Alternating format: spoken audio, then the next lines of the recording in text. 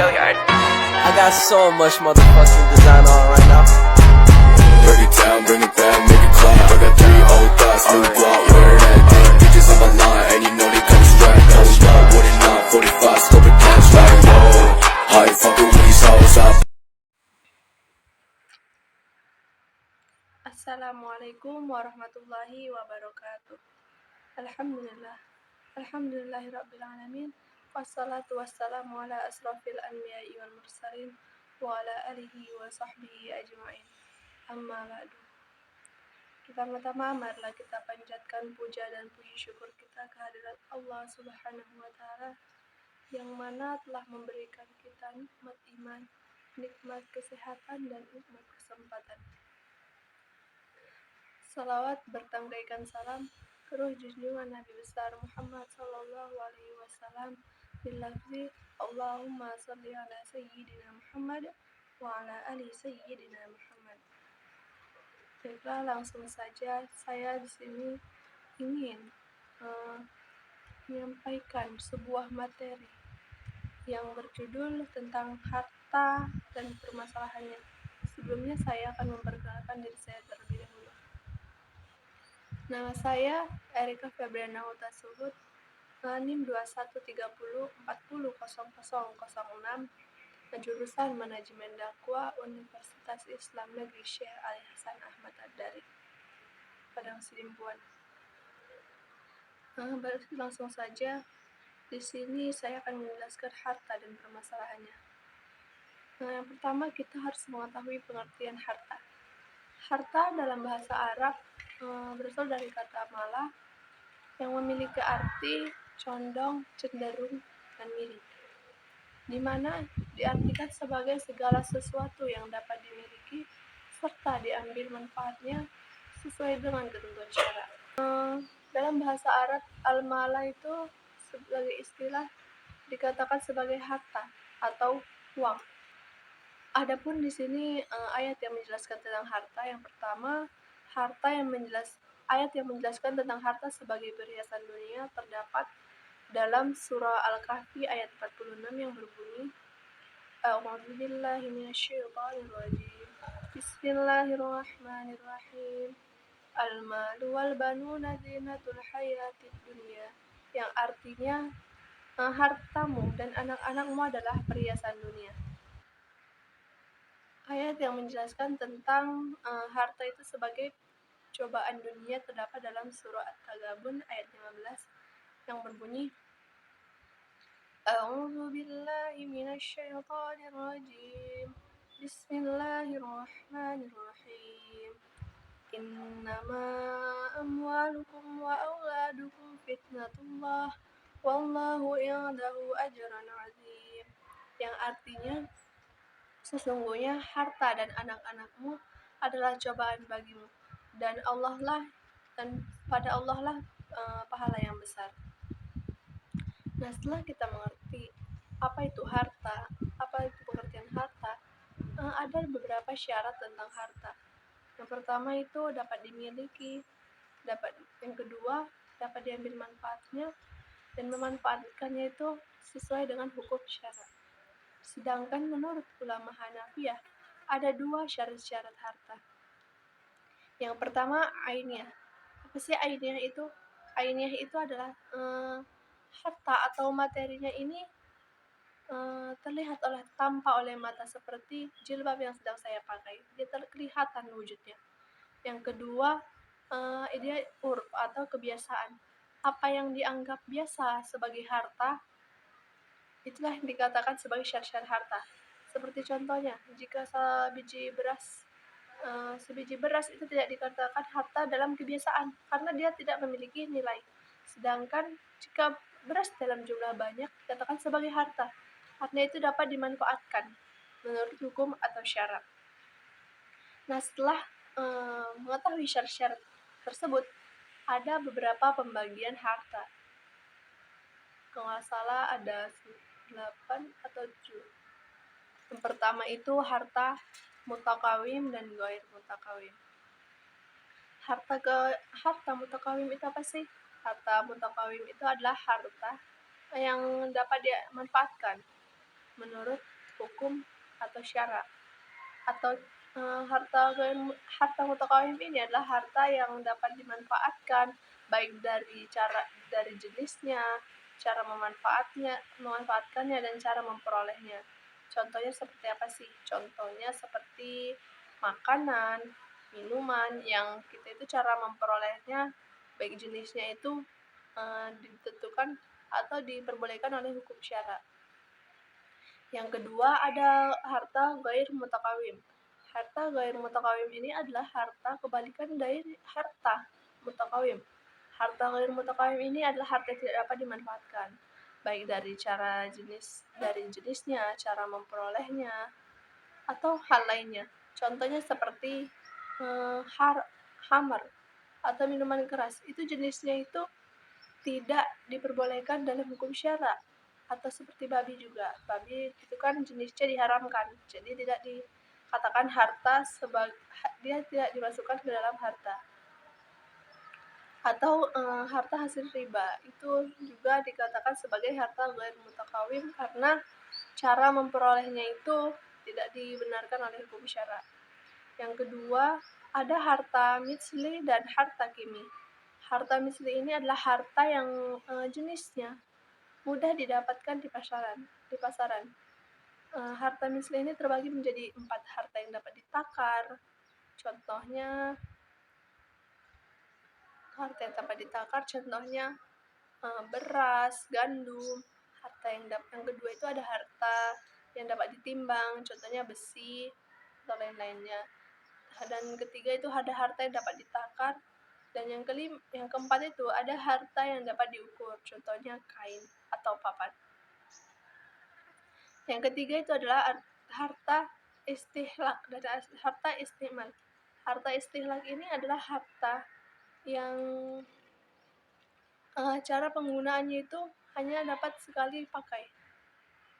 Nah, harta ini terbagi menjadi 2, yaitu istihlak hukuki, hakiki, dan harta istihlak hukuki. Harta istihlak hakiki ini adalah harta yang dalam penggunaannya itu hanya sekali pakai. Langsung wujudnya itu atau bendanya itu habis. Contohnya bensin dan parfum. Dan segala yang seperti itu dikatakan sebagai harta istihlak hakiki. Yang kedua ada harta istihlak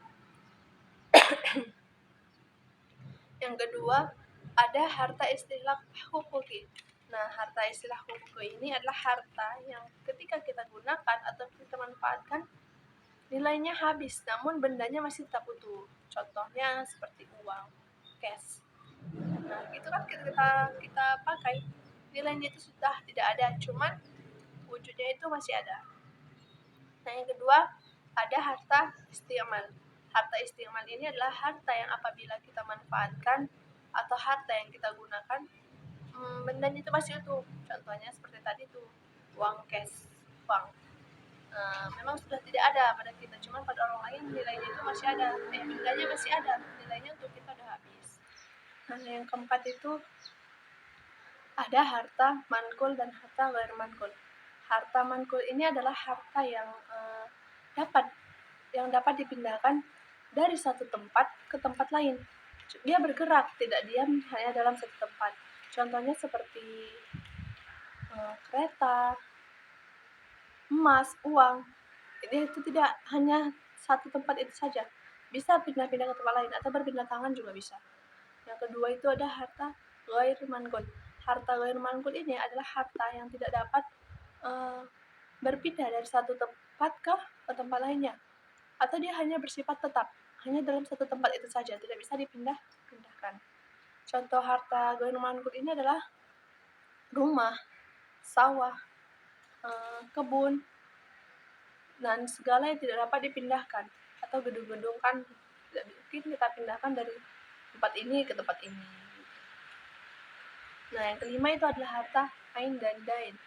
Harta ain ini adalah harta yang tampak atau kelihatan oleh mata bendanya atau wujudnya itu nyata. Contohnya uang, emas, dan lain-lain. Nah, harta ain ini ada terbagi menjadi 2. Yang pertama harta ain zati qimah. Harta ain zati qimah ini adalah harta yang disebut sebagai harta dalam kebiasaannya. Contohnya sebiji beras tadi, sebiji beras itu tidak dikatakan sebagai harta karena tidak memiliki manfaat. Yang kedua, harta ain ghair zati qimah. Nah, yang selanjutnya itu ada harta mamluk, mubah, dan mahjur. Harta mamluk ini adalah harta yang masuk ke dalam baik perorangan atau pemerintah, yayasan, dan lain-lainnya. Contohnya seperti rumah atau pakaian milik pribadi. Dan yang kedua itu ada harta mubah. Harta mubah ini adalah harta yang tidak dimiliki seseorang pada asalnya, pada umumnya. Contohnya seperti mata air, binatang buruan yang berada di hutan, beserta pohon-pohon dan buah-buahan yang ada di hutan. Karena dia itu sebenarnya belum ada pemiliknya. Nah, itu tidak boleh dibagi-bagi ke orang karena itu bukan milik dia, tapi bisa dipunyai oleh semua orang. Nah, yang ketiga itu ada harta mahjur. Harta mahjur ini adalah harta yang pada dasarnya memang juga bukan harta orang, tetapi kita tidak boleh kita tidak boleh membaginya kepada orang lain. Karena ini milik umum, dibilang milik umum oleh semua orang. Contohnya itu jalan raya, masjid, kuburan, dan tanah-tanah wakaf lainnya. Nah, yang ketujuh itu ada harta yang dapat dibagi dan harta yang tidak dapat dibagi. Harta yang dapat dibagi itu apa sih? Harta yang dapat dibagi itu adalah harta yang apabila diberikan kepada orang lain atau kita bagi, itu tidak menimbulkan yang namanya kerusakan atau kerugian pada orang tersebut atau pada diri kita sendiri. Contohnya seperti beras, gandum, tepung, itu kan kalau kita bagi tidak menimbulkan kerugian atau kerusakan. Yang kedua, harta yang tidak dapat dibagi. Harta yang tidak dapat dibagi ini adalah harta yang apabila kita beri kepada orang lain dan dia itu mengalami kerugian atau kerusakan apabila kita bagi kepada orang lain. Contohnya gelas. Nah, gelas ini kan bisa menimbulkan kerugian bagi orang lain atau bagi kita sendiri. Belum lagi sampai ke orangnya sudah menimbulkan pecah atau sudah ditahan yang kita bagi ini dia pecah. Jadi tidak ada manfaatnya sama sekali untuk kita ataupun untuk si penerima. Nah, yang ke-8 itu ada harta pokok dan harta hasil. Harta pokok itu adalah harta yang darinya itu dapat menimbulkan harta yang lain. Contohnya seperti pohon. Nah, ini kan harta kita pohon. Nah, dia itu bisa menimbulkan harta lain. Harta lainnya ini adalah seperti kayu yang digunakan untuk papan rumah atau barang-barang lain. Nah, itu menimbulkan harta lain. Pokoknya harta pokok ini adalah harta yang menimbulkan harta darinya harta yang lain. Nah, yang kedua ada harta hasil. Harta hasil ini apa sih? Harta hasil adalah harta yang berasal dari harta yang lain. Contohnya kulit domba. Nah, di sini tadi bisa dikatakan harta pokoknya itu domba, harta hasilnya itu kulit kambing. Nah, harta kulit kambing ini atau kulit domba ini bisa dijadikan sebagai contohnya jaket, itu kan banyak, atau tempat-tempat yang menghangatkan seperti itulah. Jadi, harta pokok dan harta hasil ini berkaitan. Harta pokok adalah harta yang utamanya, harta hasilnya itu harta dari harta pokok. Nah, terus yang terakhir ada harta khas dan harta am. Harta khas ini adalah harta yang tidak dapat dicampur dengan harta yang lain karena dia udah khas atau bisa dikatakan khusus. Khusus itu aja, tidak bisa dibagi-bagi. Nah, yang kedua itu ada harta am. Harta am itu ada harta yang dapat harta am itu adalah harta yang secara umum bisa digunakan oleh masyarakat atau digunakan secara umum. Contohnya rumah sakit, kuburan, dan lain-lain.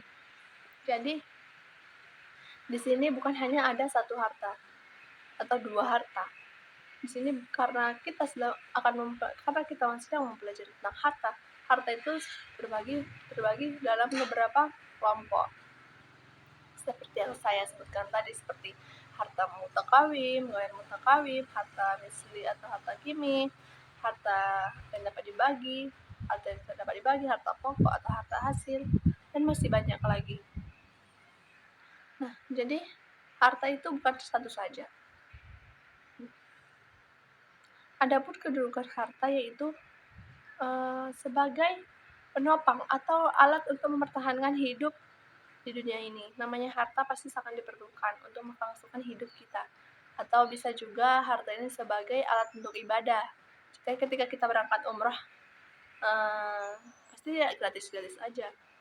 Kita pasti membutuhkan namanya harta untuk melaksanakan ibadah. Nah, harta ini juga bisa memperkuat silaturahmi kita dengan saudara-saudara kita. Contohnya ketika kita lebaran, pasti ada yang namanya pembagian THR atau tunjangan hari raya.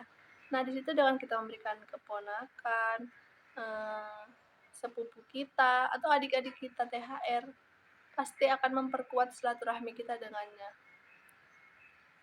Terus harta ini juga bisa sebagai pendidikan. Untuk pendidikan, ketika kita seperti kita ini mahasiswa ingin mendaftar ke perguruan tinggi, pasti membutuhkan yang namanya biaya. Itulah yang disebut dengan harta. Namanya semua biaya itu pasti dikatakan sebagai harta. Terus hikmah yang dapat saya ambil dari harta ini adalah harta bisa menjalin kekeluargaan, menjalin silaturahmi semakin kuat, pertemanan dimanapun itu bisa melangsungkan hidup kita di dunia ini. Lalu harta ini dengan pembelajaran ini saya bisa mengetahui berbagai macam jenis-jenis harta, mana yang baik, mana yang tidak menurut hukum dan syara. Jadi penting sekali sebenarnya kita mengetahui tentang harta dan permasalahannya, di mana kita bisa mempergunakannya sesuai dengan apa yang kita pelajari. Nah, mungkin itu saja yang dapat saya jelaskan tentang harta dan permasalahannya. Mungkin di sini masih banyak kekurangan atau kesalahan saya dalam berbicara. Saya mohon maaf sebesar-besarnya dan saya mohon ampun kepada Allah Subhanahu wa taala. Saya akhiri, wabillahi taufiq wal hidayah. Wassalamualaikum warahmatullahi wabarakatuh.